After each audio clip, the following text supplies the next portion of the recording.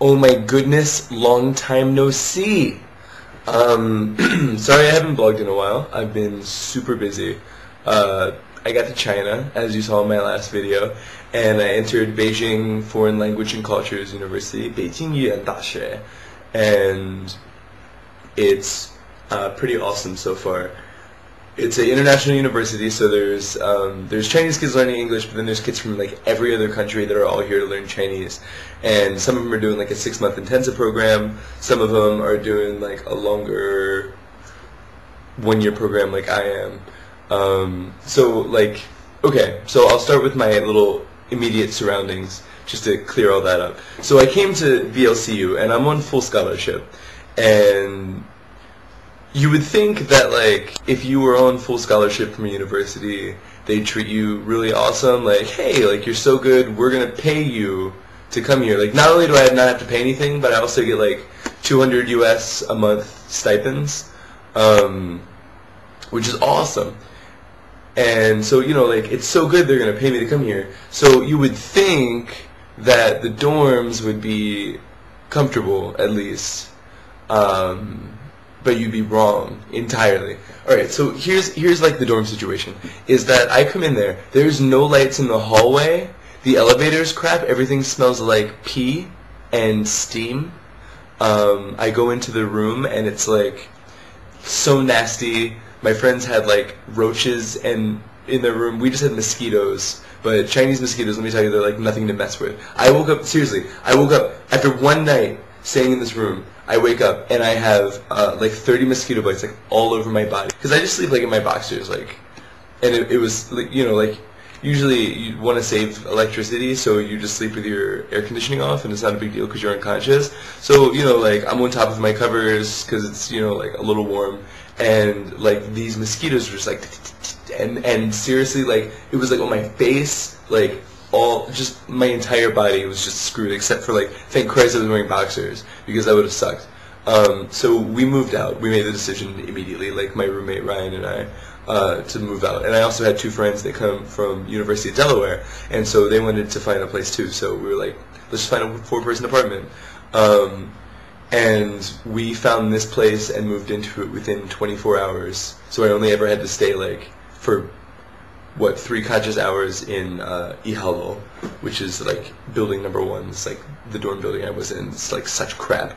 But here's like this amazing apartment. It's like maybe a block away from my university. It's really close. So I'll show you, like, this is like just my room. Alright, first of all, our apartment has 2 floors, and like a staircase and a kitchen, and it came fully furnished and is amazing. Except for the comforter, which I got from IKEA. So here you see I have 2 enormous closets that are just really big. I've got my desk. That's, you know, my door. I have, like, it's, I guess, like a queen size bed or a king size. It's really big. And then I have this like sunroom in here, which is like, you just kind of go in here, and it's just like a flipping extension of my room. And then I have like this view of Beijing outside, which you can't see. I changed clothes, as you can see. Basically, when I was putting my camera back down after that, the camera wobbled, and then it stopped recording unbeknownst to me, and I got like way through this video and then realized it wasn't recording, and I lost all motivation to record it. So this is like 2 days later. Alright, so anyway, I'm here at Beijing Foreign Language and Culture University, and so I've got, you know, something like 5 classes I'm taking right now. I'm taking like 14 credits out of a possible 20. I didn't want to push it too hard because I already put myself in a level above where I should be as like an extra sort of challenge to myself for me to get fluent. So I'm already like studying way more than all the other kids have to study, just so I can catch up to where I'm supposed to be, so that I can go to where the class is.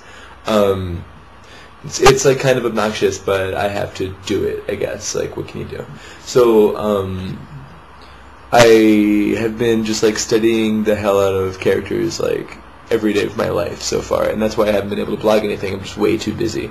So let's just talk about some crazy China culture notes, because that'll be fun.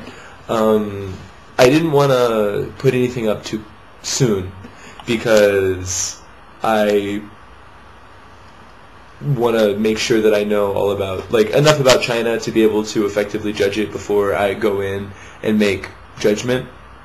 So let's, like, alright, Chinese pastimes. So the Chinese people, because, like, they don't have any, like, they don't have, like, a whole lot of money just, like, lying around, from what I can tell. Like, I mean, there's, like, a really strong separation of wealth where, like, there's some really, really rich Chinese people, and then there's, like, Chinese people that are just, you know, they don't have a whole lot of money. So that's why, like, everything's so cheap here, and it's just, like, it's geared for Chinese people, basically.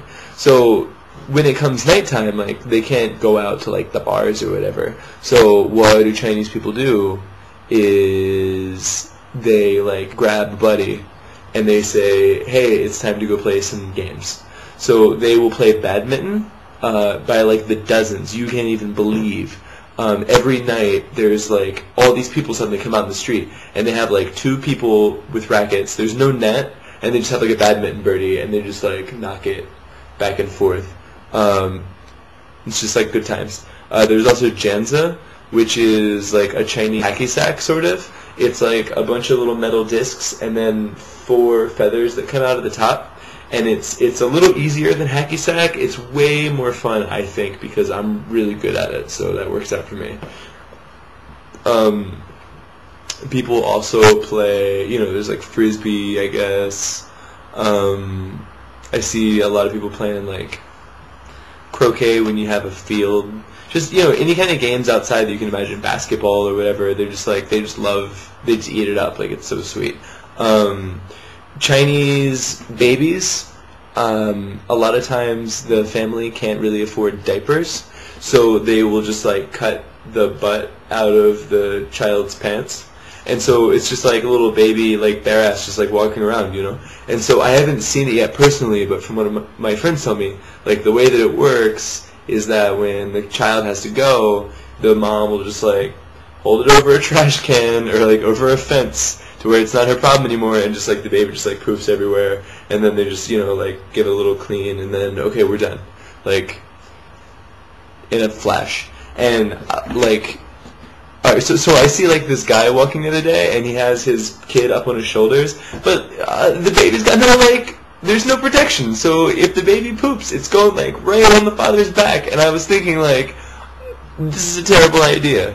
There's no way this is going to end well at the end of the day. Like, sooner or later, that baby's just going to let it go. Because let me say something about China, folks. In China, you poop. Early and often, and with haste, and a mean sense of urgency. Because, I mean, like, okay, so you're eating a lot of, like, street food, and, you know, like, you know, if I'm eating, like, street food, like, I'll have, like, baozi, which is, like, it's kind of like dumplings, only they're a little smaller and a little breadier. Really tasty. Like, you can get, like, a long of baozi, which is, like, 10 baozi, for, like, I'm going to say 3 kwai, which is roughly 40 cents. And then for another 3 kwai, I can get, like, a big egg pancake thing that gets folded up into, like, a delightful little morsel. So for, we're running on, like, maybe 80 cents, I can get a 2-course dinner, add in a glass of water in my apartment, and all of a sudden I have, like, the biggest meal of my day cost me 80 cents. So, 80 cents US, so it's like 6 kwai. The downside to that is that you wake up in a hurry, which does wind up working out, because in China, all of the toilets are those squatty potties. I don't know if you guys know what I'm talking about, or if you've seen my early vlogs when I talk about this, but it's like, you go into, like, a public restroom, right?